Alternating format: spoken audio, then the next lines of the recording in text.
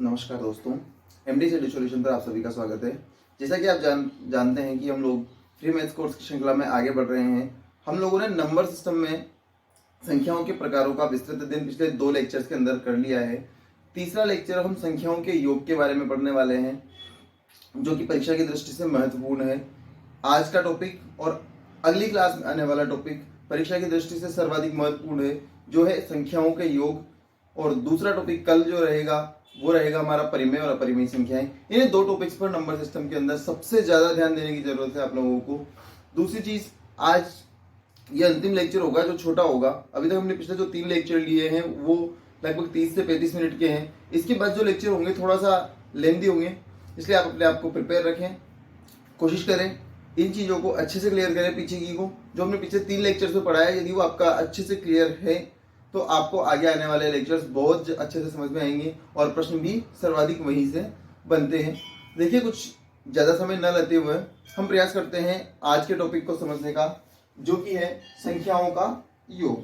देखिए, संख्याओं के योग में हमसे किस तरह से प्रश्न पूछे जाते हैं और यहाँ किस तरह से हमें सॉल्यूशन देने हैं। देखिए, कई बार हमारे एग्जाम में प्रश्न आता है कि प्रथम 10 प्राकृत संख्याओं का योग ज्ञात कीजिए, प्रथम 10 प्राकृत संख्याओं के वर्गों का योग ज्ञात कीजिए। इस तरह के कई सारे प्रश्न जो क्रम से संख्याएं देकर के हमसे पूछे जाते हैं कि इन संख्याओं का योग ज्ञात कीजिए, तो हम प्रत्येक संख्या को जोड़ नहीं सकते हैं। इसके लिए हमें क्या करना है, इसके लिए कुछ सूत्र हमें ध्यान में रखने हैं। जैसे मैं प्राकृत संख्याओं के योग की बात करता हूं, प्रथम n प्राकृत संख्याओं का योग। प्रथम n प्राकृत संख्याओं के योग के लिए हम सूत्र का प्रयोग करेंगे n+1/2। देखिए, किस तरह से प्रयोग करना है सूत्र को। जैसे आपसे कहा गया है कि आप क्वेश्चन ले लेते हैं, प्रथम 50 प्राकृत संख्याओं का योग ज्ञात करें। तो आपको सिंपली क्या करना है, प्रथम n यानी कि प्रथम, इस सवाल के हिसाब से n का मान जो है प्रथम 50 से दिया हुआ है, यानी कि n जो होगा वो 50 होगा। आप सीधा सूत्र में वैल्यू रखेंगे 50 × 50 + 1/2, यानी कि 50 × 50 + 1 51/2। इसे अगर आप 2 से काटते हैं, ये बन जाता है आपका 25 × 51।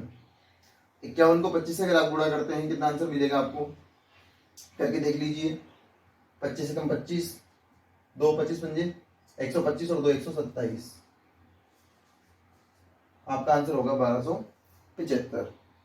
इस तरह से आप क्या करेंगे, इन्हें सोल्व करने का प्रयास करेंगे। ठीक इसी तरह से अगर आपको दूसरा क्वेश्चन मिल जाता है, प्रथम n प्राकृत संख्याओं का योग हमने किया है। अगर हम बात करें प्रथम n प्राकृत संख्याओं के वर्गों का योग, प्रथम n प्राकृत संख्याओं के वर्गों का योग।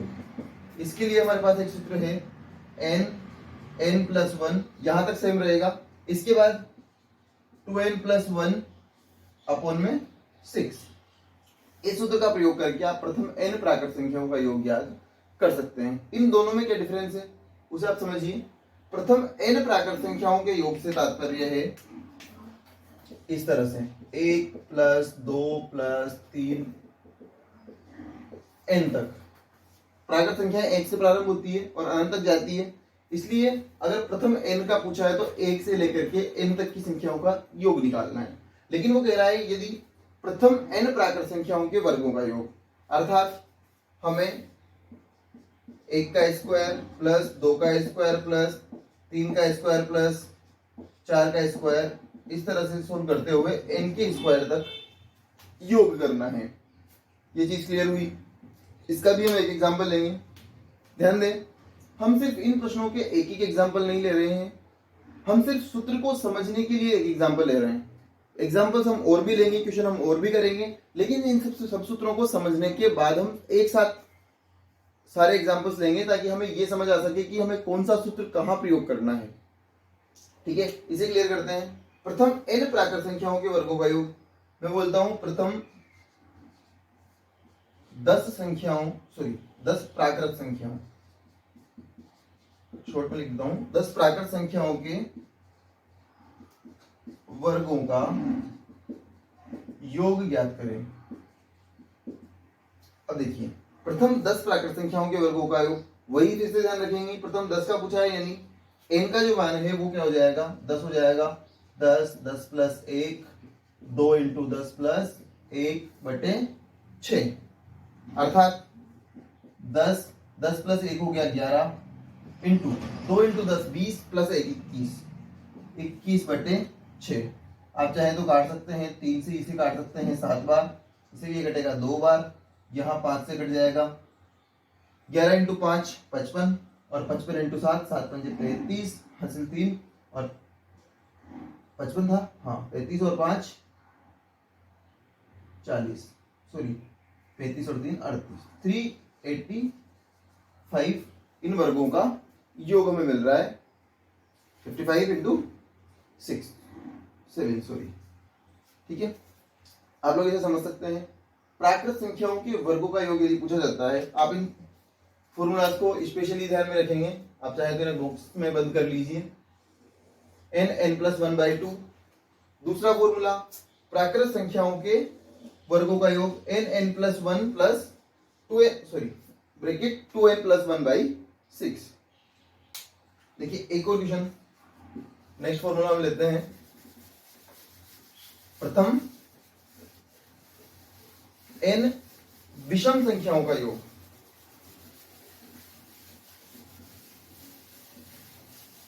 इन सूत्रों की हम चाहे तो उत्पत्ति भी देख सकते हैं, लेकिन परीक्षा की दृष्टि से हमारे लिए उत्पत्ति जरूरी नहीं है कि सूत्र बने कैसे हैं, उससे हमें इतना ध्यान नहीं देना है।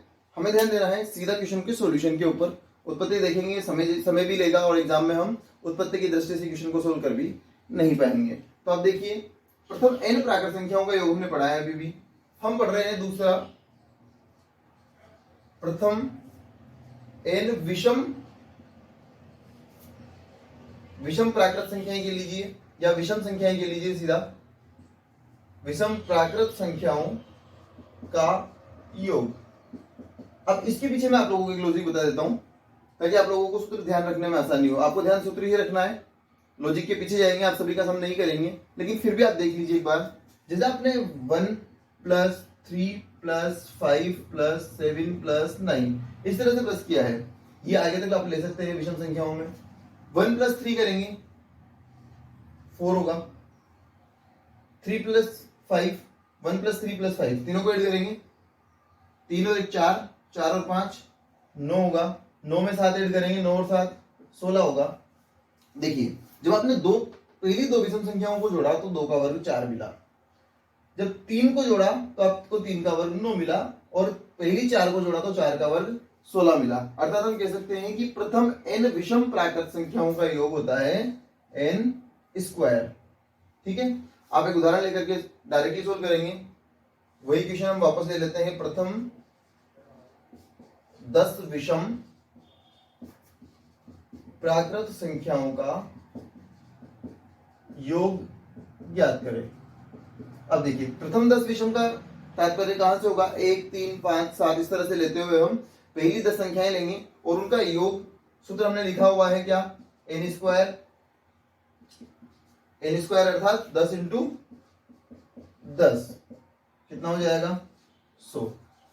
सिंपल सा आंसर हमारे पास निकल करके आ जाता है 100। ठीक है, हमने अभी तक प्राकृत संख्याओं का योग पढ़ा, विषम प्राकृत संख्याओं का योग पढ़ा, प्राकृत संख्याओं के वर्गों का योग पढ़ा, प्राकृत संख्याओं के घनों का योग। आप देखिए, घन का तात्पर्य है क्यूब से। प्राकृत संख्याओं के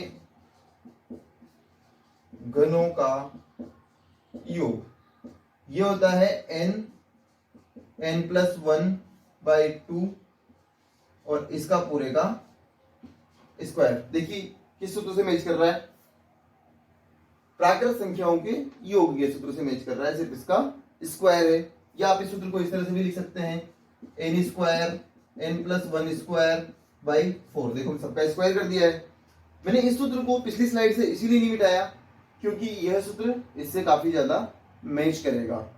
अच्छा, आप देखिए हमने बात की कि प्राकृत संख्याओं के योग से तात्पर्य है 1 2 3 4 इस तरह सभी को जोड़ते हुए जाना। वर्गों के योग से तात्पर्य है 1 का स्क्वायर, 2 का स्क्वायर, 3 का स्क्वायर, 4 का स्क्वायर, इन सभी को जोड़ते हुए जाना। घनों के योग से क्या तात्पर्य है 1 का क्यूब, 2 का क्यूब, 3 का क्यूब, इन सभी के घन संख्याओं को जोड़ते हुए जाना। एक प्रश्न ले लेते हैं यहाँ भी, आप चाहे तो सेम नंबर ले सकते हैं, चाहे तो चेंज करके ले सकते हैं। मैं लिख रहा हूं यहाँ पर प्रथम 8 प्राकृत संख्याओं के घनों का योग ज्ञात करें। प्रथम 8 प्राकृत संख्याओं के घनों का योग, अर्थात n का जो मान है वो 8 है। आप सीधा सीधा सवाल से आंसर लेंगे। देखो सूत्र है हमारे पास n+1/2 का होल स्क्वायर, अर्थात 8 × 8 + 1/2 का होल स्क्वायर। देखिए हम सूत्र यहाँ पर लगा रहे हैं। एग्जाम में अगर आप लोग सोल्व करते हैं या प्रैक्टिस करते रहे, आप सोल्व करते हैं, आप सूत्र नहीं लिखेंगे 8 + 1 इस तरह से नहीं लिखेंगे, सीधा क्या लिखेंगे 8 × 9/2, 8 × 9/2 का होल स्क्वायर। अब देखिए 2 से 8 को काट लीजिए 4 बार, 9 चौके 36, और ये 36 का क्या हो जाएगा स्क्वायर। 36 का स्क्वायर कितना होगा 216 × 6, 36 1296 आपका इसका आंसर हो गया। आप लोग इसका स्क्रीनशॉट या नोट करना चाहें पोस्ट करके नोट कर लीजिए। इसके बाद वो छोटी सी क्लास है आज की। इस छोटी सी क्लास के अंदर हम सारे सूत्रों के बारे में एक एक क्वेश्चन करेंगे, उसके बाद इनके कुछ क्वेश्चन मिक्स में करेंगे। आप लोग देखिए हमने प्राकृत संख्याओं के योग को पढ़ लिया, वर्गों के योग को पढ़ लिया, घनों के योग को पढ़ लिया, विषम संख्याओं का योग पढ़ लिया।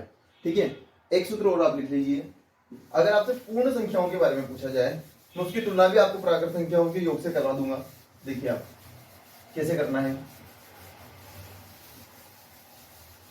ज्यादा कोई अंतर नहीं है प्राकृत संख्याओं के योग और पूर्ण संख्याओं के योग में। आप चाहें तो प्राकृत संख्याओं के योग के सूत्र से भी पूर्ण संख्याओं का योग निकाल सकते हैं। देखिए कैसे, अगर मैं आपसे कहूं प्रथम 10 प्राकृत संख्याएं, प्रथम 10 प्राकृत संख्याएं, और मैं आपसे कहूं प्रथम 10 पूर्ण संख्याएं, क्या अंतर होगा दोनों में। आप लोग देखिए प्रथम 10 प्राकृत संख्याओं का तात्पर्य है 1 2 3 4 5 6 7 8 9 और 10 हो गई 10 प्राकृत संख्याएं। लेकिन यदि मैं आपसे कहूं कि प्रथम 10 पूर्ण संख्याएं, तो पूर्ण संख्याएं कहां से प्रारंभ होती है 0 से प्रारंभ होती है, इसलिए अंतिम संख्या जो होगी वो वहां से हट जाएगी। क्यों, क्योंकि 0 से प्रारंभ होगी तो एक 0 को हम काउंट करेंगे, 9 तक काउंट करेंगे, 10 संख्याएं हो गई। देखिए 0 1 2 3 4 5 6 7 8 और 9, ये पहली 10 पूर्ण संख्याएं हैं, ये पहली 10 प्राकृत संख्याएं हैं। अब देखिए अगर आप इनका योग निकालने के लिए जाते हैं तो 0 का योग, 0 को किसी भी चीज के अंदर आप ऐड कीजिए, आंसर वही होगा। इसलिए आप सिंपली अगर आपसे पूर्ण संख्याओं का योग पूछा है तब भी आप प्राकृत संख्याओं के योग वाले सूत्र से कर सकते हैं। सिर्फ आपको n की वैल्यू क्या है एक कम लेनी पड़ेगी। क्यों लेनी पड़ेगी, क्योंकि यहां पर आपसे 10 संख्याओं का योग पूछेगा, तब आपका जो वैल्यू आएगा, यहां पर देखिए आपको 11 संख्याओं का योग पूछेगा तब जाकर के वो वैल्यू आएगी, क्योंकि 10 तक हम 11 संख्याओं में जाकर के पहुंच पाएंगे। अर्थात यदि आपसे कहा गया है, क्वेश्चन ले लें, यदि आपसे कहा गया है प्रथम 10 पूर्ण संख्याओं का योग, किसका योग, प्रथम 10 पूर्ण संख्याओं का योग। अभी मैं इसका सूत्र भी बता रहा हूं, आप लोग पहले सिर्फ कंपेयर करके समझ लें। कभी कभी सूत्र अगर माइंड से निकलता है आप सीधा प्राकृत संख्याओं वाले से कर सकते हैं। 0 को हटा दें, ये सवाल मैं इसलिए करवा रहा हूं एक संख्या को कम करवा करके कि योग के, घन के, वर्ग का किसी का भी प्रश्न अगर पूर्ण संख्या में आ जाए आप उसे प्राकृत संख्या वाले से कर सकते हैं। करना क्या है, देखो प्रथम 10 की हम बात कर रहे थे, यहां 10 तक की संख्याएं थी, इसलिए हमने n का मान कितना लिया था 10 लिया था। ठीक है, यहाँ एक संख्या कम हो गई। अगर ऐसी कंडीशन बनती है, पूछा 10 का है, प्रथम 10 पूर्ण संख्याओं का, लेकिन हम इनका मान कितना लेकर के चलेंगे, 9 लेकर के चलेंगे। आपका आंसर प्राकृत संख्याओं वाले सूत्र से भी आएगा। देखिए कैसे, प्रथम 10 प्राकृत संख्याओं के योग का सूत्र हमने पढ़ा था n+1/2। आप इस n+1/2 की जगह n की जो वैल्यू है वो 10 रखने की जगह क्या रखेंगे, यदि पूर्ण संख्याओं का पूछा है तो एक कम रखेंगे, 9 रखेंगे। 9 +1/2, 9 × 10/2, कितना आंसर आएगा आपका, 45। जबकि यदि आप 10 प्राकृत संख्याओं का निकालते हैं तो आपका आंसर आता है 55। आप लोग कंपेयर करके देख सकते हैं, आंसर सही भी आ रहा है। ठीक है, दूसरी चीज इसमें क्या फायदा है, आप प्राकृत संख्याओं के किसी भी सूत्र से पूर्ण संख्याओं की बात कर सकते हैं। वर्ग का सूत्र है n+1 to n+1/6। उस इतने बड़े सूत्र से अगर आप नया सूत्र बनाने के लिए जाते हैं, आप लोगों को टाइम भी लगेगा, एक सूत्र एक्स्ट्रा याद रखना पड़ेगा। मैं चाहता हूं कि आप लोग सीधा एक n कम करके रख दें, आपका पूर्ण संख्याओं का सूत्र आ जाएगा। लेकिन फिर भी मैं पूर्ण संख्याओं के योग का सूत्र आपको लिखवा देता हूं, इसे आप यही नोट कर लीजिए। ठीक है, पूर्ण संख्याओं, आप लोग इसकी जस्ट बाद यहां नोट कर सकते हैं सूत्र को, n पूर्ण संख्याओं का योग, n पूर्ण संख्याओं का योग होगा n-1/2। देखिए कैसे बना, हमारा सूत्र था n, इसे आपको नोट करने की जरूरत नहीं है, आप यहां तक नोट कीजिए केवल, n+1/2। ये किसमें था, ये था हमारा प्राकृत संख्याओं की स्थिति में। हमें क्या करना है, पूर्ण संख्याओं की स्थिति में n को क्या करना है, एक कम कर लेना है, यानी कि n की जगह n-1 लेना है, यहां भी n की जगह n-1+1 लेना है और /2। अब देखिए ये n-1 इधर +-1 कैंसिल हो गया, एक n बचा, यहां हमारे पास n-1 बचा और /2। ये हमारे पास नया सूत्र बनकर के आ गया। इस तरह से अगर हम चाहें सूत्रों की उत्पत्ति को देखना, तो वर्गों के नियम योग का भी बना सकते हैं, समझ रहे हैं, घनों के योग का भी बना सकते हैं। सूत्र सारे बनेंगे, लेकिन हमें सूत्र बनाने की जरूरत नहीं है। मैंने ये एक इसलिए बताया कि आप लोगों को पता लगे कि हाँ, इस तरह से हम नए सूत्र बना सकते हैं और उन्हें समझ भी सकते हैं। देखिए कुछ नहीं है, सिर्फ प्राकृत संख्याओं वाले सूत्र आपको याद करने हैं, और प्राकृत संख्याओं वाले सूत्रों में n की वैल्यू एक कम करके रख देनी है यदि पूर्ण संख्याओं के बारे में पूछता है। ठीक है, सूत्र हमारे लगभग कंप्लीट हो चुके हैं।